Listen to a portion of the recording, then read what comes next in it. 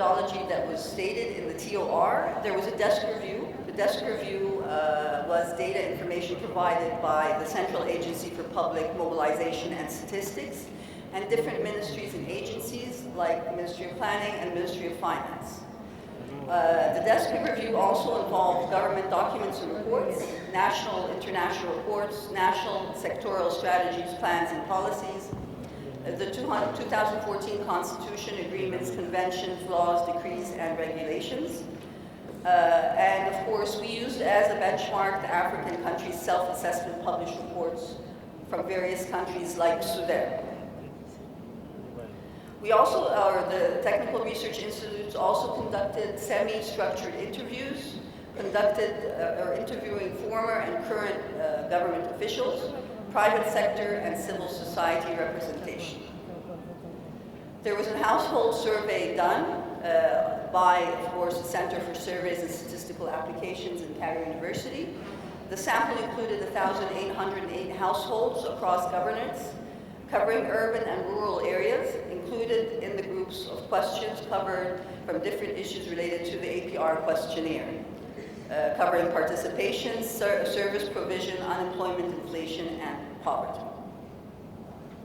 There was also more than 20 focus groups and workshops conducted in the process, covering several specific areas such as decentralization practices and good governance, the relationship between government and civil society, investment priorities, vulnerable groups, promoting the role of Egyptian women, participatory planning and Egypt's Vision 2030, political parties in the election process, the code of ethics in public sector, and of course, again, reflection on how, or the linkage between Egypt's Vision 2030 and promoting the role of women.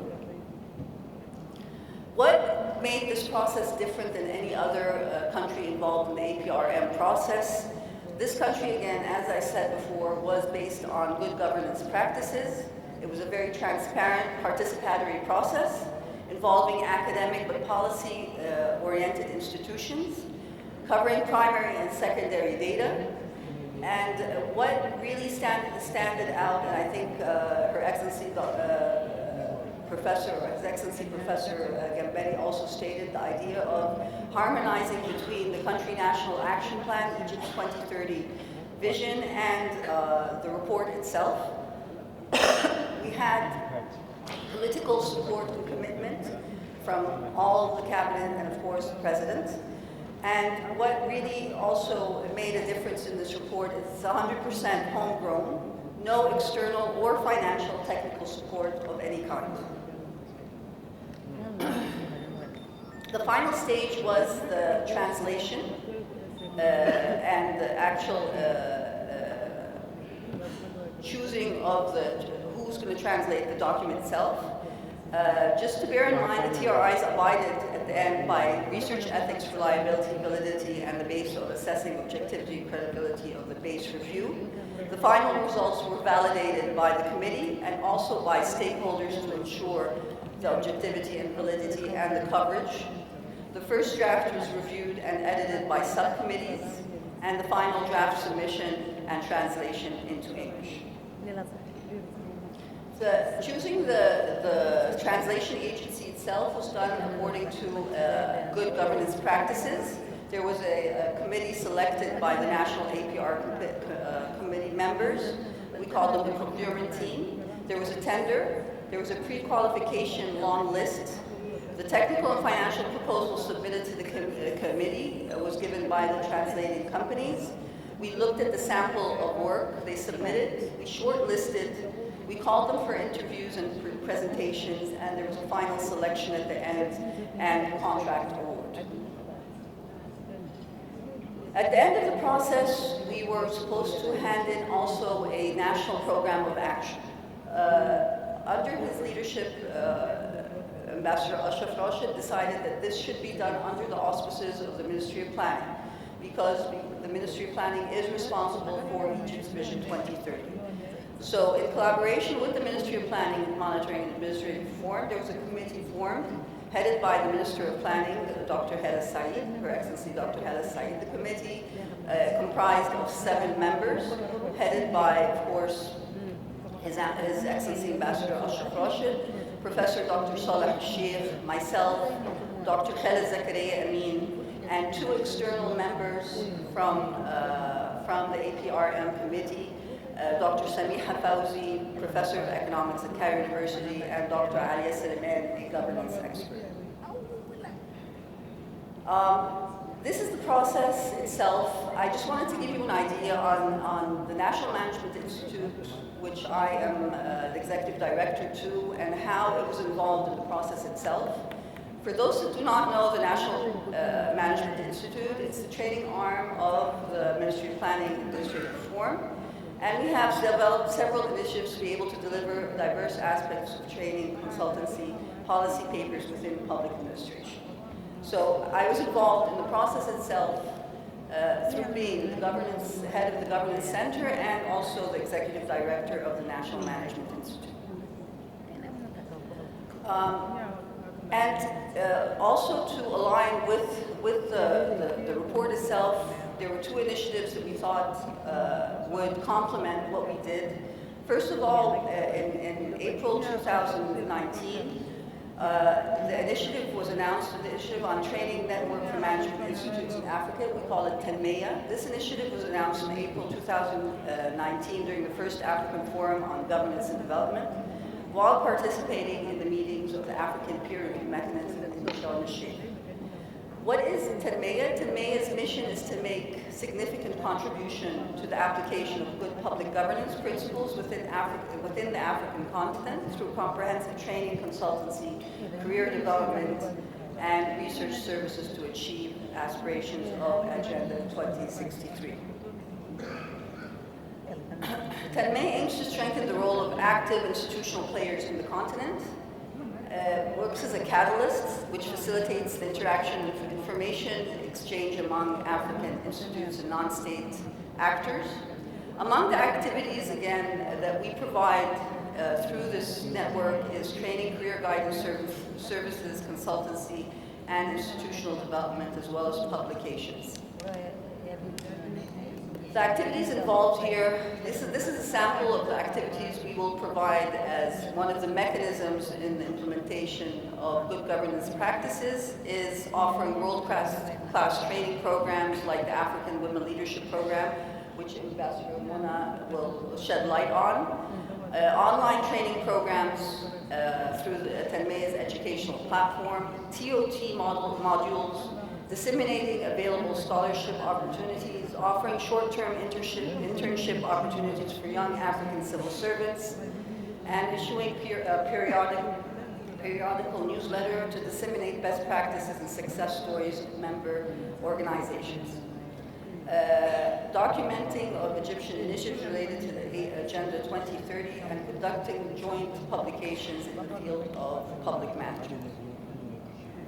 Another mechanism that was used also in the process of the baseline review was the Governance Center. The Governance Center is also part of the National Management Institute. It was established in 2008 as a unit within the National Management Institute. GC is the first center in the MENA region. Its mandate is to conduct research, training, and consultancy to disseminate good governance practices in the region and the African continent. What do we do, or what activities are also performed through the GC, or the Governance Center, to disseminate the concepts of good governance?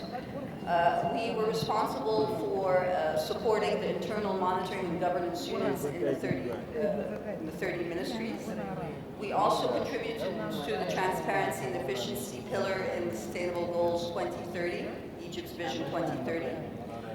We developed an executive action plan in collaboration with the Ministry of Planning and to how to improve the Egyptian ranking in the Governance Index. We participated in the development of the law of the conflict of interest, number 106 for 2013.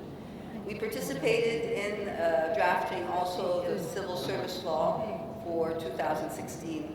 And we produced a publication, an annual report on world governance indicators, providing recommendations on enhancing administrative processes for good governance practices.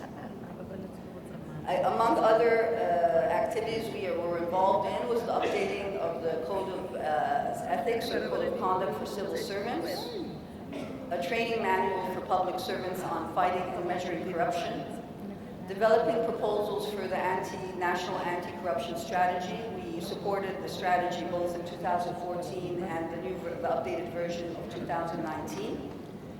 And we conducted a series of workshops in several universities, among them Para University, to raise awareness of students on the role of social accountability in preventing corruption. Thank you for bearing with me, and I hope I was very, the process of the APR mechanism was very clear. Thank you very much.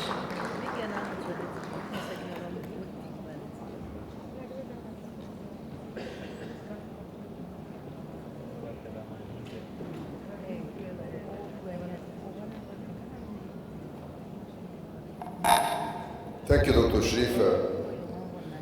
I think you made not only a very eloquent presentation, but equally a very clear presentation on how we have been embarking on preparing our own self-assessment. And let me say, it was an honor, of course, and a privilege for me to be part of this very distinguished group who was engaged in preparing the self-assessment, whether in the membership of the National Committee, which is 20 members, or working with the different research institutes and different ministries. I have to say that what you have listened now and presented by Dr. Sharifa, in my view, is a good practice, regardless of what's in the self-assessment report itself. But the method and the methodology we have applied to prepare the report, I think in itself is a good practice. The other thing which I want to mention is that there was no intervention from the government whatsoever in the preparation of the report, of the self-assessment report itself. The government came when we started to put in place the plan or program of action, which really touches upon areas where we have some challenges and we need to address these challenges based on the government plans and also on the Vision 2030. And the reason for us to engage the government in this particular program of action is that we need it to be implemented. So we don't want something theoretical to come out from our own preparation of the national program of action, but it has to be harmonized and integrated within the government and the government plans and the Vision 2030. And this we succeeded to do. The other thing is that apart from no intervention, as Dr. Sharif has said, the membership of the committee, we were 20. Only 4 representatives of government. One of them is Dr. Sharifa, the other one is Dr. Saleh al-Sheikh. I don't know if he has been part of this conference, but he is the head of the Central Agency for Organization and Administration.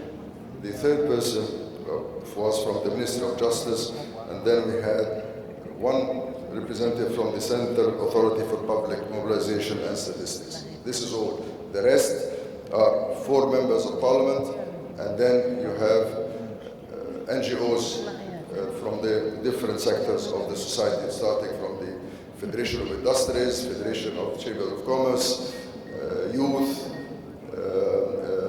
the National Council for Human Rights, women, etc. So this is, in my view, a good practice. For me personally, the engagement and the involvement in this process was an eye-opener for me as an Egyptian, because I did not really foresee or imagine the amount of reforms this country is taking, starting from 2014 onwards. There is a lot being done in the area of governance. I'm not saying that we have already achieved all what we want, but we are on the right road. And for me, personally, I have been really pleasantly surprised of the amount of work done in this particular area. The second thing is that working with the research institutes or research centers, I was also really very happy to see a lot of Egyptian, even young students or professors working within the area of governance. And now we have them integrated also within the APR family. They are well acquainted in the APRM process. Some of them now have been utilized by APRM to oversee the review processes in other countries, of course, apart from Egypt. But having said this, I want to thank Dr. Sharifa really very much for the effort and all what she has done to have us reach the level of preparing, in my view, a very objective and credible self-assessment report. She was the one who was behind doing the TORIs or terms of reference. She was the one behind pushing us to move forward in preparing the different aspects of the report, but equally, she has came up with the idea that we have to sign with the Research Institute what you call a non-disclosure agreement. So I thank you very much. We are really indebted to you, Dr. Sharif. Ambassador Mona Omar will speak now about gender. Gender is part of the report, but gender is a cross-cutting issue. So Dr. Sharif has explained the 4 pillars of the